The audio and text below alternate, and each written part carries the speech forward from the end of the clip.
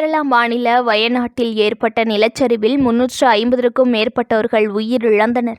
அவர்களுக்கு அஞ்சலி செலுத்தும் விதமாக கன்னியாகுமரி மாவட்டம் நாகர்கோவிலில் மாநகர காங்கிரஸ் கட்சி சார்பில் கைகளில் மெழுகுவர்த்தி ஏந்தி அஞ்சலி செலுத்தும் நிகழ்ச்சி நடைபெற்றது. கேரளா மாநிலம் வயநாட்டில் கடந்த சில தினங்களுக்கு முன்பு ஏற்பட்ட மழையால் நிலச்சரிவு ஏற்பட்டு 360க்கும் மேற்பட்டோர் மரணமடைந்தனர். இதனைத் தொடர்ந்து அவர்களுக்கு அஞ்சலி செலுத்தும் விதமாக கன்னியாகுமரி மாவட்டம் நாகர்கோவில் மாநகர காங்கிரஸ் கட்சி சார்பில் அண்ணா பேருந்து நிலையம் முன்பு மாவட்ட தலைவர் நவீன்குமார் தலைமையில் இறந்தவர்கள் புகைப்படத்திற்கு மலர் தூவி மெழுகுவர்த்தி ஏந்தி அஞ்சலி செலுத்தினர்.